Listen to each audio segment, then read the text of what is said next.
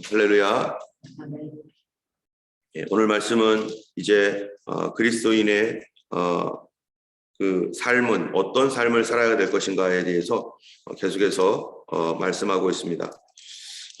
우리가 잘 아는 대로 로마서가 우리가 구원받았으니 예수님의 보혈의 은혜로 오직 은혜로 구원을 받았으니 이제 우리는 어떻게 살 것인가. 12장에서는 우리 몸을 하나님 기뻐하시는 거룩한 산 제물로 드리라 라고 말씀하고 있고, 또 두 번째로는 악을 악으로 갚지 말라, 그리고 우리가 다 그리스도 안에서 지체가 되었다 라는 말씀이었습니다.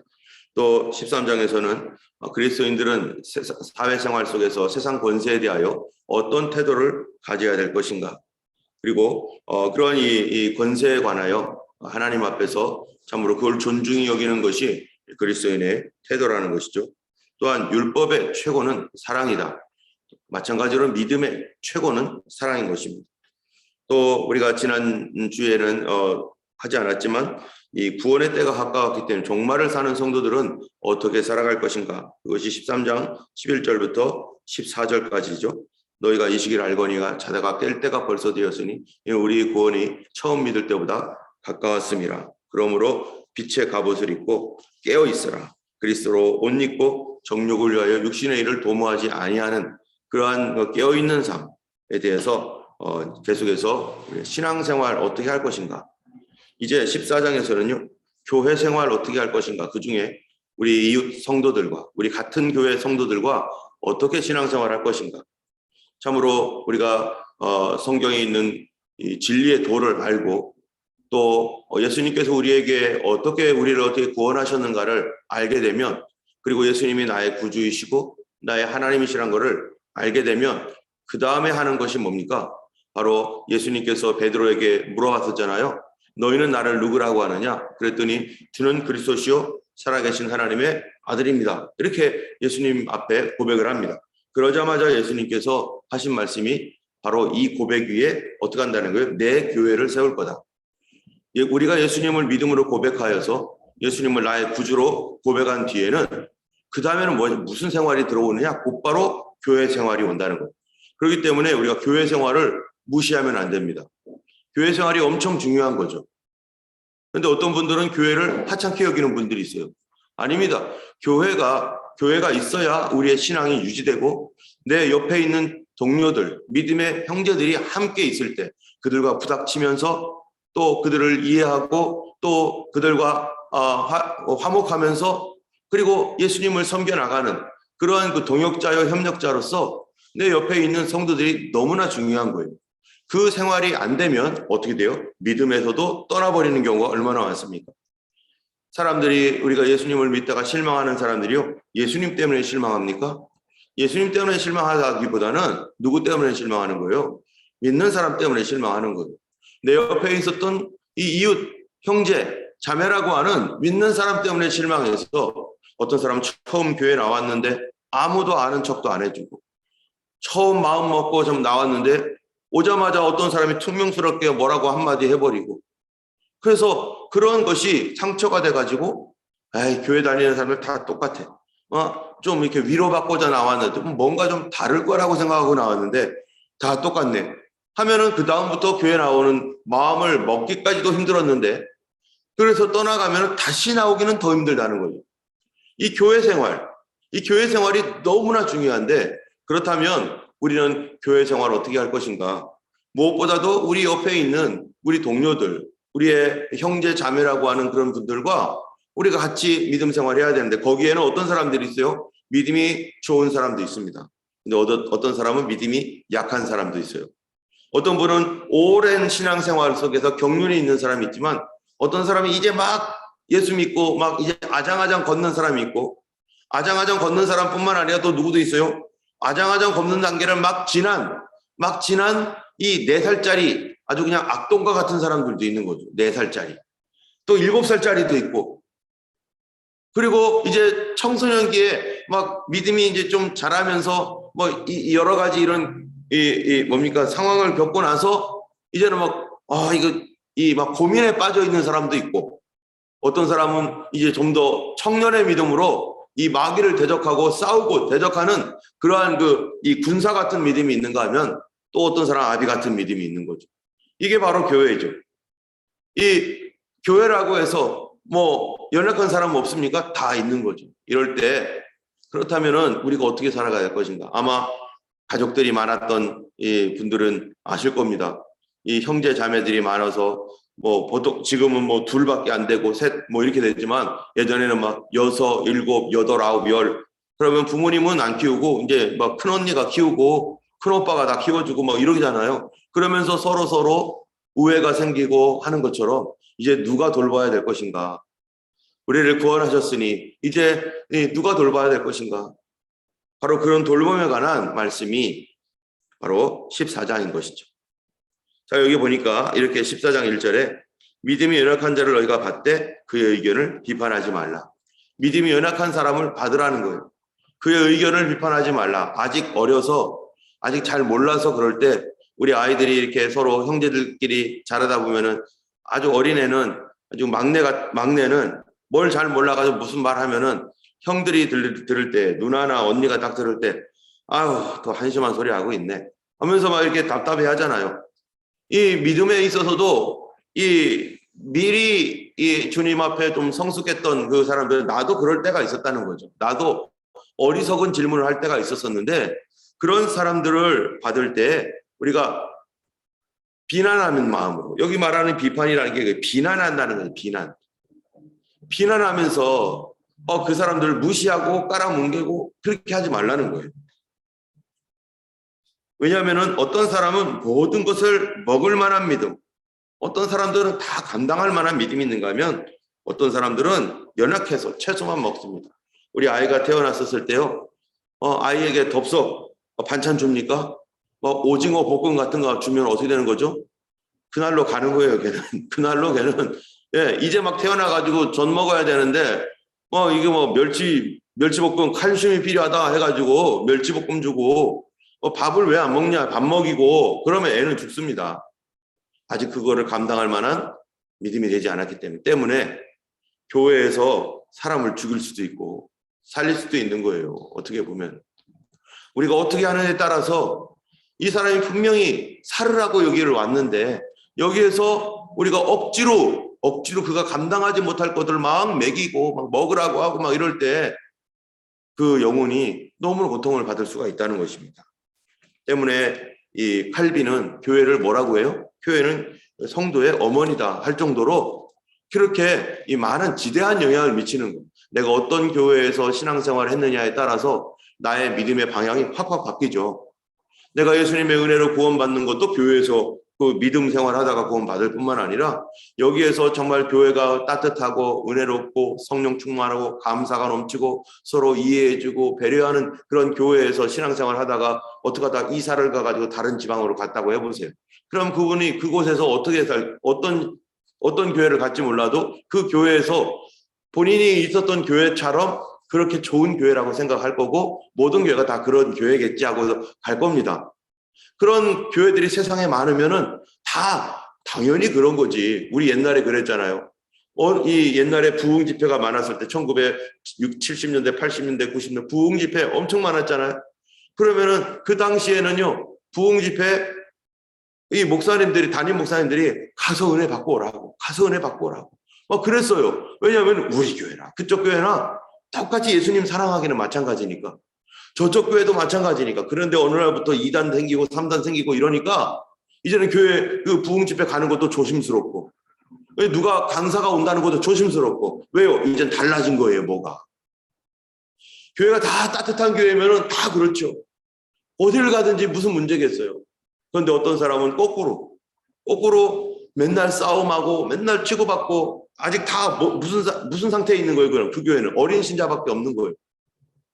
어린 신자밖에 없어가지고 매날마다 그냥 같은 그 아이들끼리 서로 치고받고 언니 동생 뭐 왜 그래 하면서 맨날 그렇게 아이들이 많으면 싸우기도 하잖아요. 근데 질서가 딱 잡혀가지고 큰 언니 큰 누나부터 해가 이렇게 있는 그런 평안한 교회가 있는가 하면은 그런 데도 있는 거죠. 그럼 거기서 신앙생활했던 사람들은 아주 그냥 전투적 신앙생활을 한 거예요. 거기서 견딘 사람은 대단한 사람이에요. 이 사람은 어디를 가든지 다 견딜 수 있어요. 그런 사람들이 좋은 교회 갔다 그러면은 이런 데도 있었네. 이렇게도 돼. 이런 신앙생활하는 데가 있었네. 나는 왜 그렇지? 근데 이분은 하도 이게 그런 단련이 돼가지고 어디를 가도 하나님 훈련 받아가지고 전투적으로 다 할 수 있어요. 그런데 따뜻한 곳에 있었던 사람들은 또 이 어디를 가든지 뭐예요? 푸근하게 해줘요. 다른 사람들은. 나도 은혜를 받고 사랑받았으니까 나도 이해해주고. 둘 다 어떻습니까? 둘 다 유익하기는 마찬가지인데 결국에는 내가 이걸 어떻게 받아들이냐에 따라 다른 거죠. 막 따뜻하고 기쁘고 막 늘 행복했던 교회에서는 나도 이제 은혜를 갚아야지. 또 항상 이게 티격태격 하면서 막 어려웠던 데는 나도 이제 어디를 가든지 나는 다 살 수 있어. 전투적으로 신앙생활 해야지. 그러면서 그런 어려움에 있는 사람들을 끌어주고 할 수 있는. 어쨌든 이러한 이 초대교회에 어떤 문제가 있었냐면은 바로 먹는 문제 때문에 많은 사람들이 비판을 받고 비난을 당하고 그랬습니다. 그 먹는 문제가 어떤 것이냐? 믿음이 연약한 자. 모든 것을 먹을 만한 믿음이 있고 먹는 것에서부터 벌써 걸려 넘어지는 그런 사람이 있다는 거예요. 여러분, 먹는 것에 가장 취약한 사람들이 어떤 사람일까요? 먹는 거에 취약한 사람. 저 빼고 일단은 저는 아무거나 다 참 잘 먹으면 얼마나 좋겠어요. 먹는 것에 제일 취약한 사람은 유대인이에요. 유대인들은 코셔만 먹어야 돼요. 정결 음식.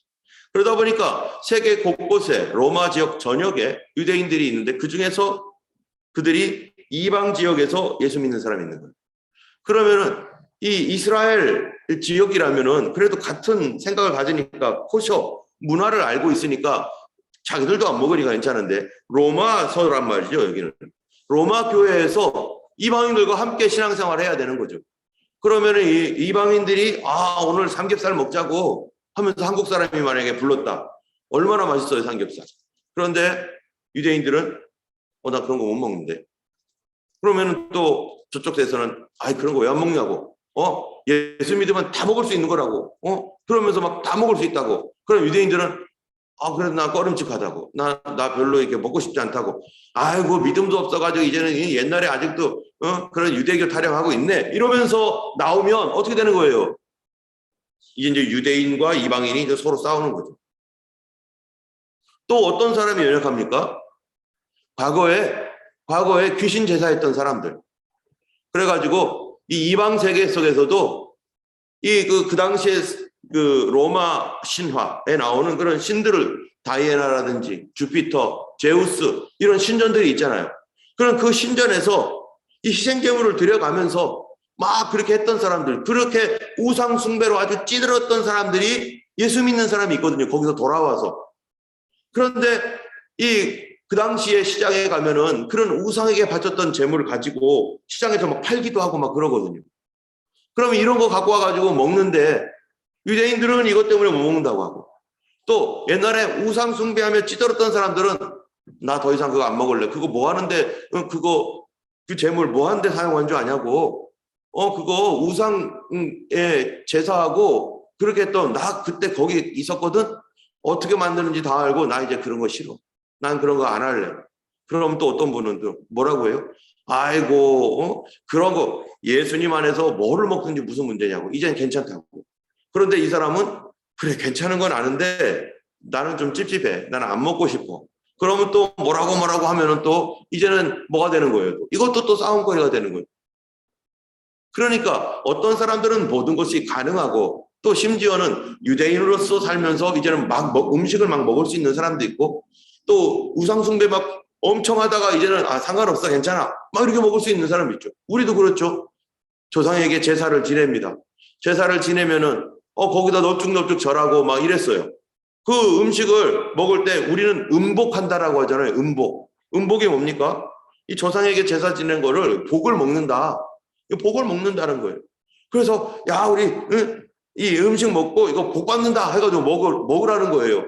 그런데 거기에서 이제 예수 믿는 사람들이 있으면은 어떤 사람들은 괜찮아 먹자 하고서 이게 어차피 음식이니까 이 세상에 뭐 귀신이 어디 있어? 그런 거 이 악한 것들 그거 다 예수님 안에서 다 떠나갔어. 이제는 우리 상관없어 하고 맛있게 먹는 사람이 있는가 하면은 난 찝찝해. 그래도 난 그래도 그렇게 해서도 그게 뭐 악한 것들이 오거나 안 오거나 그 상관없이 나는 거기에다가 이렇게 제사 지내고 다른 신에게 제사 지내고 우상에게 또는 조상에게 했던 거 나는 안 먹을래. 난 내 양심이 그런 별로 기뻐하지 않아. 그러면 뭐예요? 그 사람은 그 사람대로의 그 믿음을 지키는 거죠. 각 사람마다 처했던 상황과 형실이 다른데 그러면 도대체 뭐냐? 뭐가 중요한 거냐? 여기 보니까 뭐예요? 그 사람이 그걸 안 먹는 이유는 자기의 신앙 양심 때문에 안 먹는 것이고 또 그것도 주님을 위하여 자기는 먹지 않겠다라는 거다. 이거를 막 먹는 사람은 그걸 먹어도 감당할 수 있으니까 괜찮으니까 그럴 만한 믿음이 있으니까 먹는 거고 그거 먹었다고 해서 굳이 안 먹는 사람이 비난하거나 그러지 말아라. 다 그 사람도 주님을 위해서 살아가는 그 사람 아니냐. 먹는 사람도 주님을 위해서 먹고 안 먹는 사람도 주님을 위해서 안 먹고 우리가 먹으나 안 먹으나 다 주님을 위한 것이다.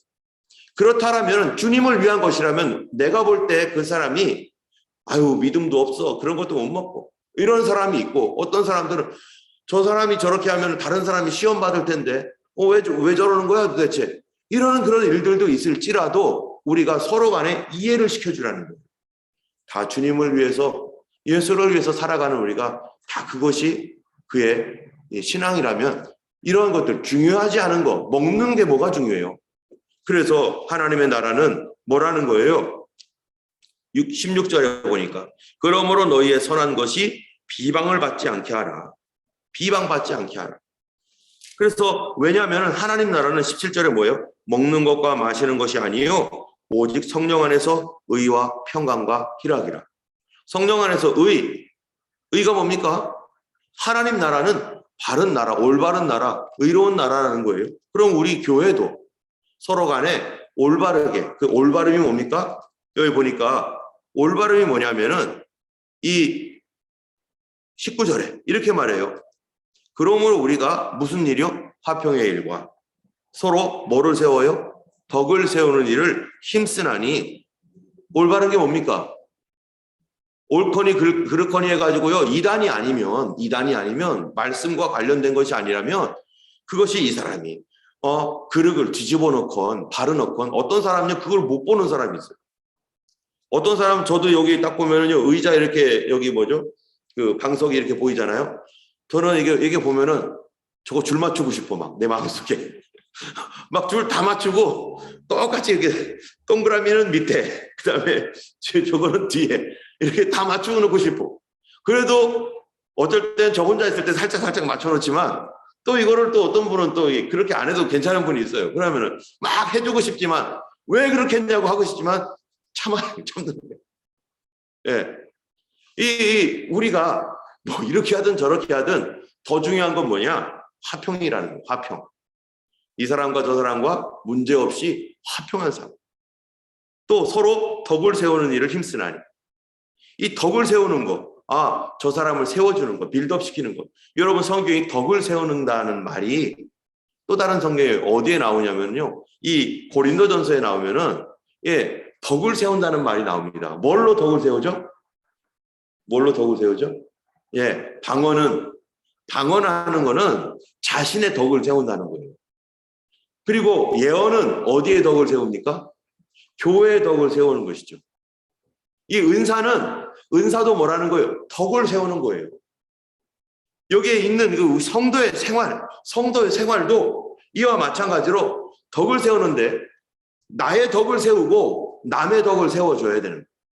나도 덕스러운 사람이 되고 남도 덕스러운. 그래서 여러분 믿음의 다음 단계가 뭡니까? 믿음의 뭐를 세우라고요? 믿음의 덕의 지식의 절제의 인내의 형제 우애의 사랑을 서로 공급하라. 이게 믿음 위에 덕이 세워져요. 믿음 위에. 그러니까 믿음도 중요한데 그 믿음이 좀 더 잘하면 어떤 믿음이 된다는 거예요? 덕스러운 믿음.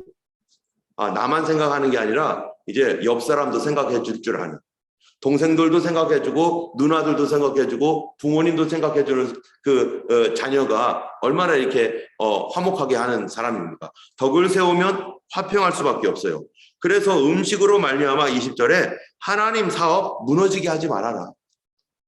하나님의 사업이 뭡니까? 영혼 구원하는 거죠. 한 영혼 무너지게 하지 말아라. 만물이 다 깨끗하되 거리낌으로 먹는 자에게는 그 사람에게만 악한 거다. 하나님 만물을 다 깨끗하고 했는데 거리낌으로 먹는 그 사람에게는 그게 별로 자기의 양심에는 안 좋게 보이니까 그 사람은 안 먹게 그냥 놔둬라. 그런데 먹을 수 있는 사람은 먹어도 무슨 문제냐, 그게. 먹게 해라. 그래서 13절에 보면요, 이렇게 말해요. 여기 한번 13절에 이렇게 말해요. 그런즉 우리가 다시는 서로 비판하지 말고 도리어 부딪힐 것이나 거칠 것을 형제 앞에 두지 아니하도록 주의하라.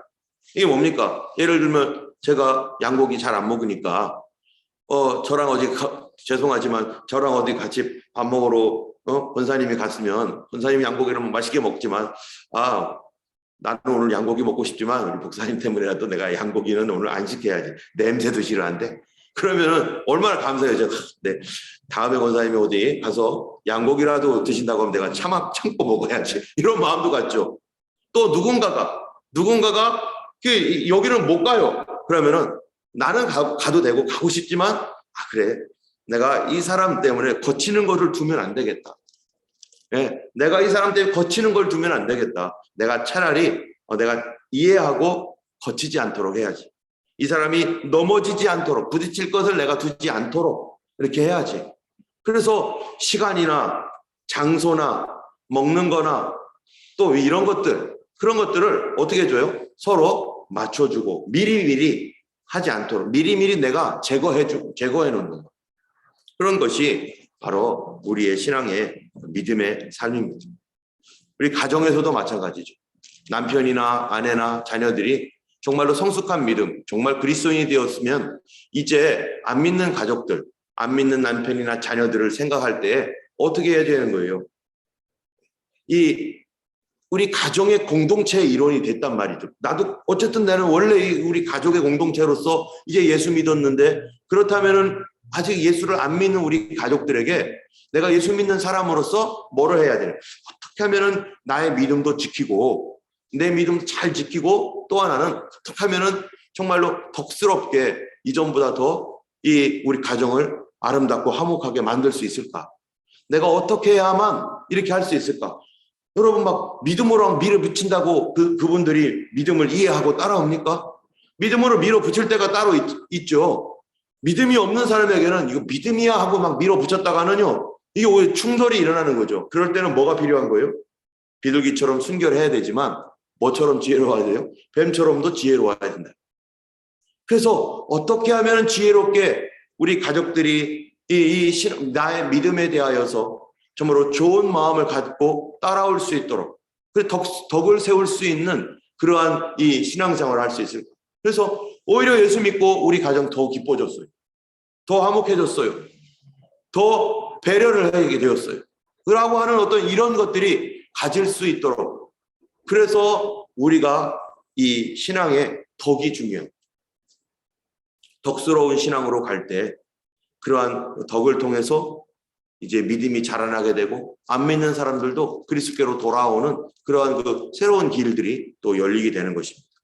이 시간에 우리가 먼저 기도해야 될 것은 우리 잠깐 그거를 틀어주시고 우리 같이 기도했으면 좋겠습니다. 혹시 하나님 우리 회개하는 마음으로 하나님 내가 우리 교회 생활하면서 덕스럽지 못해서 다른 사람들을 어렵게 하고 그러하여금 상처받게 하고 실망하게 했고 나도 모르게 던졌던 그런 말들이나 행동이 다른 사람들 앞에 우리 같이 하나님 나라를 향하여 걸어가는 믿음의 군사들 같은 동료들에게 서로 허투를 당하게 했던 것들 주님 그런 거 있다면 주님 용서하여 주시고 참으로 우리 가정 안에서 예수 믿는 저로서 우리 하나님 앞에 그렇게 믿음으로 하지 못했던 것이 있다면 이 가족들에게 지혜롭게 정말로 하나님 앞에 믿음으로 할 수 있도록 이 시간 우리 그렇게 했던 분들이 혹시 있었다면 그분을 생각하면서 하나님 나를 사하여 주시고 그분도 잘못한 것도 아니고 그런데 우리가 그랬던 거 있다면 이 시간에 하나님 앞에 잠시 우리가 같이 기도하는 시간 가졌으면 좋겠습니다. 이 시간 내 마음에 더 성령으로 덕스럽게 하시고 지혜롭게 하셔서 믿음으로 하나님 믿음이 덕스러운 믿음으로 갈 수 있도록 우리 함께 잠시 기도하겠습니다. 기도하겠습니다. 할렐루야. 하나님